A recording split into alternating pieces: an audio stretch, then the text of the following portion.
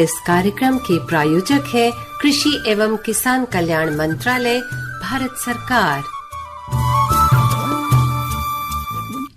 100.1 megahertz पर ये आकाशवाणी का FM गोल्ड चैनल है। कार्यक्रम है किसान की बात, लेकर हाजिर हूँ मैं नीरा और मेरे साथ आज स्टूडियो में मौजूद हैं मैं हूँ कोमल भारती और स्वीकार कीजिए हम दोनों का नमस्कार। पूरी दुनिया में मना रहे हैं और वो है अंतर्राष्ट्रीय महिला दिवस। इसीलिए आज आपके साथ आपकी 2 महिला मित्र साथ में हैं कार्यक्रम किसान की बात में। बिल्कुल। और वैसे भी देखिए ना कोमल, क्या होता है कि जब 2 महिलाएं कहीं एक साथ बैठ जाती हैं तो फिर उस कार्यक्रम की गुणवत्ता हो या फिर उस माहौल की बात करें तो वो अपने आप ही निखरता चला जाता है। बिल्कुल, क्योंकि किसी ने कहा है कि किसी भी देश का सर्वांगीण विकास जो होता है वो तभी होता है जब उस देश की महिलाएं यानी आधी आबादी जो है वो अपनी पूरा प्रतिशत जो है, अपना 100% जो है वो किसी भी काम में देती है, यानी कि पुरुष के कंधे से कंधा मिला करके चलती है। और साथ ही साथ एक बात और भी है कि हम ये भी तो कहते हैं कि अगर आपको समाज को शिक्षित करना है तो महिलाओं को शिक्षित कीजिए, समाज अपने आप बदल जाएगा, शिक्षित हो जाएगा। क्योंकि जब आप एक महिला को शिक्षित करते हैं तो आप 3 पीढ़ियों को शिक्षित करते हैं, क्योंकि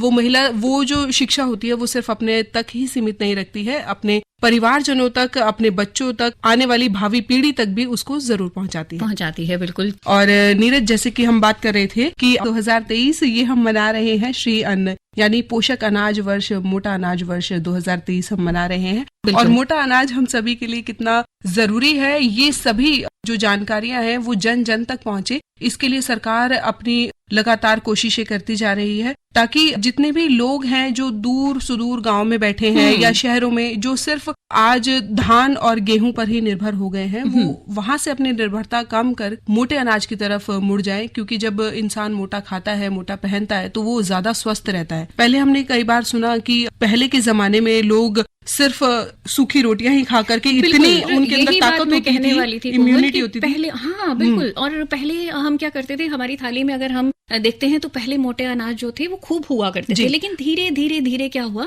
कि ये मोटे अनाज जो है वो हमारी थाली से गायब होते गए। और फिर अगर हम स्वास्थ्य की बात करते हैं तो ये तो सब जानते हैं कि अगर हम मुकाबला करते हैं पुराने समय का तो वो मुकाबला ही नहीं हो सकता। बिल्कुल। और जब हम बात कर रहे हैं मोटे अनाज की तो अब वापस से वो हमारी थाली में लौटना शुरू हो रहे हैं, क्योंकि सरकार ये जो है पहल कर रही है मोटा अनाज वर्ष मना करके। और जब हम मोटे अनाज की ही बात कर ही रहे हैं तो क्यों ना हम उससे जुड़े हुए बहुत सारे तरह तरह के व्यंजनों की बात करें। बिल्कुल। और क्योंकि होता भी ऐसा ही है, जैसे अगर आज हम बात करते हैं मार्केट की कोमल, तो क्या होता है कि बहुत सारे ऐसे पदार्थ होते हैं जो हमारे बच्चों को अट्रैक्ट करते हैं। इवन बच्चों की क्या बात करें, अगर हम बात करते हैं बड़ों की भी, तो भी जैसे बहुत सारे ऐसे खाद्य पदार्थ हैं जो रंग बिरंगे भी होते हैं, देखने में भी अच्छे लगते हैं और पकाने में बहुत आसान होते हैं। ये सारी क्वालिटीज जब उसमें मिल जाती हैं कोमल, तो क्या होता है कि हम उनकी तरफ आकर्षित होने लगते हैं। या फिर समय की कमी कहें, जैसे हमको कहीं जाना है, ऑफिस जाना है या कुछ है, तो झटपट हम बनाते हैं। लेकिन सबसे अच्छी बात यह है कि आज मोटे अनाज की भी अगर हम बात करते हैं तो ऐसे उत्पाद जो हैं अब बनाए जा रहे हैं,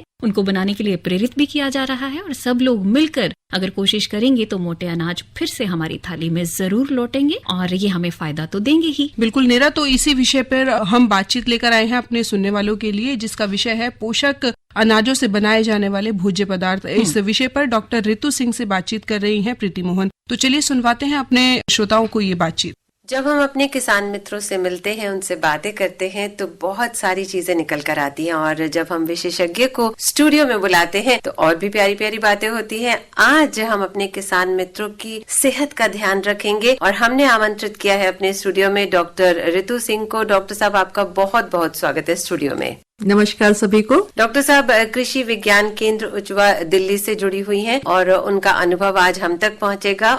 गृह विज्ञान विशेषज्ञ है, तो फिर घर में जो भी काम होते हैं, अच्छे अच्छे खाने जो बनते हैं, उस पर आज चर्चा करेंगे। हमारे साथ स्टूडियो में है और मिलेट ईयर चल रहा है, पोषक अनाजों से बनने वाले विभिन्न भोज्य पदार्थों के बारे में आज जानकारी लेते हैं आपसे। क्या ठीक रहेगा ना? बिल्कुल रहेगा। तो अगर हम पोषक अनाजों की बात करते हैं तो कौन कौन से अनाज हैं जो इसमें? अगर पोषक अनाज की बात करें तो हमारे ये हैं आपका बाजरा, ज्वार, रागी, आपका जिसको मंडुआई बोलते हैं, कोडो, कुटकी, ये आपके 9 प्रकार के अनाज हैं जिनको हम पोषक अनाज कहे जाते हैं। पोषक अनाज या मोटा अनाज तो इनको इसलिए कहा जाता है क्योंकि ये आपके विषम परिस्थिति में भी उगाए जाते हैं। इनको बहुत ज्यादा पानी की आवश्यकता नहीं, बहुत ज्यादा खाद की आवश्यकता नहीं, बहुत ज्यादा आपको जो कहते हैं ना कीटनाशी दवाइयां, इनकी भी आवश्यकता नहीं होती। तो विषम परिस्थिति में उगने वाले हैं, इसलिए उनको मोटा अनाज कहा जाता है। और पोषक अनाज इसलिए क्योंकि इनमें जो पाए जाने वाले पोषक तत्व हैं, हमारे जो और अनाज हैं जैसे आपका धान है, गेहूं है, उनसे तुलनात्मक वो कार्य रखते हैं। मतलब उनके कहेंगे उनसे ज्यादा, अगर बात करें तो धान से 2 गुना ज्यादा इनमें प्रोटीन पाया जाता है, गेहूं से आपका 3 गुना ज्यादा कैल्शियम पाया जाता है। ऐसे कई सारे पौष्टिक तत्व हैं। अगर जैसे मैंने प्रोटीन की बात करी, आयरन आपकी बात करी, यानी कि लोह तत्व, जिसकी हमारे देश में महिलाओं को बहुत ज्यादा जरूरत है। हमारी अभी भी जो महिलाएं हैं, 70% महिलाएं अनीमिया नाम की बीमारी से ग्रसित है, जो कि लोह तत्व की कमी से होता है। वो इन अनाज में भरपूर पाया जाता है। फिर कैल्शियम, जो कि हमारी हड्डियों के लिए बहुत अच्छा होता है। तो रागी एक हमारा पोषक अनाज है, इसमें सबसे ज्यादा कैल्शियम पाया जाता है। और कैल्शियम की एक बड़ी खासियत ये है कि और अनाजों में जो है इसका पाचन जो है कम हो पाता है, पर रागी में जैसे 100 ग्राम में 344 मिलीग्राम प्रति 100 ग्राम पाया जाता है। तो इसका पूरा का पूरा कैल्शियम आपका शरीर अवशोषित कर लेता है, पर बाकी अन्य अनाजों में ये नहीं हो पाता संभव। कहने का तात्पर्य है कि आपको बिल्कुल डायरेक्ट मिलती है हर चीज। सीधी मिलती जैसे है। थोड़ा एक उम्र के बाद क्या होता है कि डॉक्टर कहते हैं जैसे गर्भवती महिलाएं हैं तो कहते हैं आयरन लेना है, कैल्शियम लेना है। बाद में भी देखिए जैसे जैसे उम्र बढ़ती जाती है तो सप्लीमेंट्स आपके चल रहे हैं। तो अगर आप इन चीजों का प्रयोग करें तो मुझे लगता है सप्लीमेंट्स की आवश्यकता नहीं होगी, तो बहुत अच्छा रहेगा। और जैसे डॉक्टर ऋतु ने कहा कि बहुत सरलता से उगाया जा सकता है, बहुत कठिन परिस्थितियों की जरूरत नहीं होती कि ये करना है या हमें ये लगाना है, ऐसे करना है, बहुत देख रेख करने की आवश्यकता नहीं, लेकिन थोड़ी सी मेहनत तो करनी पड़ेगी। खेत में जाना होगा, लगाना होगा, सोचना होगा, और जो आपकी जमीन है उसको बेहतर करें और साथ ही साथ इसको भी ध्यान में रखें। जैसे एक चीज लगी हुई है, मिश्रित खेती भी होती है, तो उसके साथ साथ इसको भी किया जा सकता है ना। इसको मिश्रित खेती में ही किया जा सकता है, बहुत अच्छा रहेगा। क्योंकि हम ये नहीं कहेंगे कि आप इन अनाजों के लिए अपने हमारे जो दूसरे अनाज हैं धान और गेहूं को उनको हटा दीजिए। हाँ। आप उनके साथ इनको करिए। आप इनको साथ करेंगे तो हमें दोनों चीजें मिलेंगी। क्योंकि हमारी एक भोजन की जो थाली होती है, हम संतुलित आहार जो कहते हैं, उसमें हमारे अनाज में सिर्फ धान और गेहूं ही है आज के समय में। बाकी जो अनाज हैं वो हट गए हैं, तो हमें इन अनाज को वापस लाना है। तो क्या हर ऋतु में इसे उगाया जा सकता है? बिल्कुल उगाया जा सकता है। और आपके पूरे हमारा देश की जलवायु इतनी अच्छी है कि हर प्रदेश में हर समय कोई ना कोई आपका पोषक अनाज उगाया जा सकता है। कहीं ठंडा है तो वहाँ भी, जहाँ गर्म है जैसे एक ठंडा प्रदेश आपका उत्तराखंड है तो वहाँ रागी की खेती की जा सकती है। अभी आपका गर्मियां शुरू होंगी तो आप ज्वार और बाजरा उत्तरी भारत में लगा सकते हैं। तो इस तरीके से पूरे देश भर में हम किसी भी कोने में इन फसलों को लगा सकते हैं। और न्यूट्रिशनल वैल्यू के बारे में आपने बताया ही है। अलग से अगर कुछ और जिक्र करना चाहें तो हम इसमें पोषण तत्व में जैसे मैंने आपको बताया कि इसमें प्रोटीन है। दूसरा एक तत्व काफी अच्छा है रेशा, फाइबर। वो बहुत इसमें इन अनाजों में सब में बहुत अच्छी मात्रा में पाया जाता है। क्योंकि आजकल आप देख रहे हैं मोटापे की, शुगर की, मतलब डायबिटीज की, आपको रागी जैसा अनाज जो है डायबिटीज के लिए रामबाण है अगर वो इस्तेमाल करें तो। ये रेशा हमारे खाने में बहुत आवश्यक है। इन अनाजों में फाइबर बहुत अच्छी मात्रा में पाया जाता है, तो इसलिए इन अनाजों का सेवन करने से हमें ये फाइबर मिल सकता है। दूसरा कैल्शियम मैंने आपको बताया, आयरन। फिर जिंक की भी आवश्यकता। आपने देखा कि जैसे इतनी बड़ी बड़ी बीमारियां हमारे देश में आई तो डॉक्टर ने लिखा कि आपको जिंक भी लेना है। तो जिंक इनमें, बाजरा में बहुत अच्छा जिंक पाया जाता है, ज्वार में बहुत अच्छा जिंक पाया जाता है। तो इसको आपको दवाई लेने की आवश्यकता नहीं पड़ेगी, यानी कि सप्लीमेंट जो कहते हैं वो हमें सप्लीमेंट लेना खाने के रूप, ना कि दवाई के रूप में नहीं जरूरत पड़ेगी। तो इसे अपनी जिंदगी में जरूर शामिल बिल्कुल। तो आपकी थाली में जो भोजन हो उसमें ये सारी चीजें होनी चाहिए अगर आप चाहते हैं कि आप फिट रहें और आपको किसी तरह की कोई परेशानी ना हो। एक चीज मैं और जानना चाह रही थी, कहते हैं कि बहुत स्ट्रॉन्ग करता है आपको, जैसे आपने कहा कैल्शियम रिच है, तो क्या रात में खाना सही होता है? मतलब आइडियल समय कौन सा होता है जब आप ये इस अनाज का प्रयोग करें? ऐसा कोई समय नहीं, जैसे हम अपना भोजन कर रहे हैं, अगर हमारा 3 समय का भोजन है तो तीनों समय में भी आप किसी भी समय भी इस्तेमाल कर सकते हैं। जैसे रात को हम लोग ये कोशिश करते कि रात को हमें पाचन भोजन हल्का लेना चाहिए, तो और समय भी थोड़ा सा हमें रात को जो रिकमेंडेशन कहती है 7 बजे तो 7 से 8 के बीच में आप खा लें, तो उस समय भी अगर आपने खा लिया इसका तो कोई आपको दिक्कत नहीं आएगी, कोई मुश्किल नहीं आएगी। तो किसी भी समय इसका लिया जा सकता है, ऐसा कुछ नहीं है। चलिए, तो टाइम बिल्कुल नहीं बाउंडेशन है, कहीं भी कभी भी खा सकते हैं, तो बिल्कुल अपने भोजन में इसे शामिल करें। अब मैं सोच रही थी कि कुछ अच्छी अच्छी रेसिपीज के बारे में पूछते हैं कि क्या क्या बन सकता है, तो एक आइडिया हमारे श्रोताओं को भी मिलेगा। और महिलाएं जो हमारी किसान मित्र महिलाएं हैं ना, वो तो बिल्कुल तैयार बैठी है, नोट कर लेते हैं। तो इसमें काफी सारी चीजें हैं, पर हम शुरू करेंगे अपने, क्योंकि हमारे खाने में हम रोटी ज्यादा इस्तेमाल हैं, तो सबसे पहले हमें अपने जो गेहूं का आटा है उसी में इनका मिश्रण कर लें। यानी कि मल्टीग्रेन, आपका जो कहते हैं ना मल्टीग्रेन, मिला कई प्रकार के अनाजों से बना आटा, तो वो आप इन अनाजों को लेके बना सकती हैं। जैसे आपका 9 किलो गेहूं का आटा है तो 1 किलो आप इन अनाजों को ले सकते हैं। आपके क्षेत्र में जो हो रही है, बाजरा हो रहा है, ज्वार हो रहा है, रागी हो रही है, कुटकी हो रही है, कोदो हो रहा है, इनमें से कोई सी को भी आप ले सकते हैं। एक अच्छी सी मिस्सी रोटी आपकी बन जाएगी। और जैसे कुछ लोग बच्चे थोड़ा खाने में आनाकानी करते हैं कि रंग बदल गया आटे का, ऐसा हो गया, तो आपने मिश्रित कर दिया गेहूं के आटे में ही, पता नहीं चलेगा, और उनको एक कहेंगे इनविजिबल यानी ना दिखने वाला पोषण भी मिल जाएगा, जिसकी बहुत ज्यादा आवश्यकता है आज के समय में। तो सबसे बेसिक चीज हम आटे से शुरुआत कर सकते हैं। अभी आपने जैसे अब आटा बना दिया या खाली अलग अलग आटा ले, तो अभी इन आटे से आप कई प्रकार के उत्पाद बना सकते हैं, जैसे लड्डू। बाजरे का लड्डू बहुत स्वादिष्ट बनता है। कुछ नहीं, आपने आधा बाजरे का आटा लिया, आधा बेसन लिया, दोनों को भून लिया घी में, और उसमें मीठा जो हम मिलाते हैं भूरा या शक्कर, वो मिला दिया। थोड़ा सा अगर आप कुछ और चाहते हैं, जैसे सर्दियां हैं तो तिल मिला दें, गर्मियां हैं तो थोड़ा सा बादाम मिला दें या नारियल मिला दें।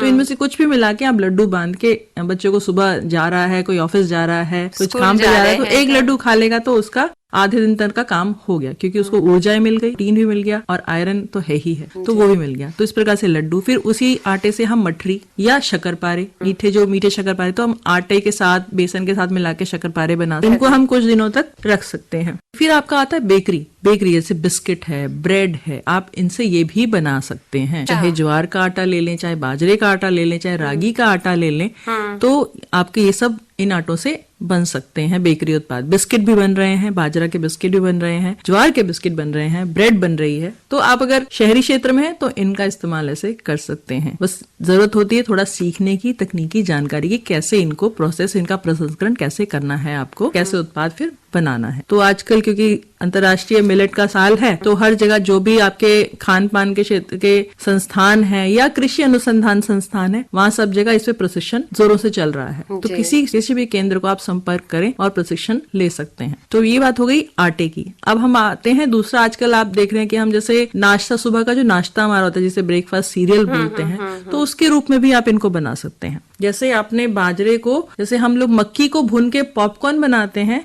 ऐसे ही बाजरे को भून के हम उसका पॉपकॉर्न, या ज्वार को भून के उसका पॉपकॉर्न बना सकते हैं। और इसमें हम थोड़ी चीजें, जैसे हमने थोड़ा शहद डाल दिया, कुछ हमारे सूखे मेवे हैं, किशमिश है, आपका ये खरबूजे का बीज है, ड्राई फ्रूट्स जैसे आपको थोड़ा बहुत पसंद है, इनको मिला के और हल्का सा आपको ओवन में 50 डिग्री पे 5 मिनट के लिए रखना है, ताकि हल्का सा सूखापन आ जाए, और फिर ठंडा करके पैक कर लीजिए। ये आपका घर का बना ब्रेकफास्ट सीरियल होगा। जब भी आपने खाना है, दूध में मिला के खाएं, आपका नरम हो जाएगा। बच्चे को भी खिला सकते, क्योंकि ज्यादा आप उसको चबाने की आवश्यकता नहीं पड़ेगी। और क्योंकि बच्चे ऐसा सोचते हैं ना कि मतलब रोटी दी जाती है, इसके अलावा कुछ हो सकता है, तो बहुत अच्छा आपने लड्डू बता दिया।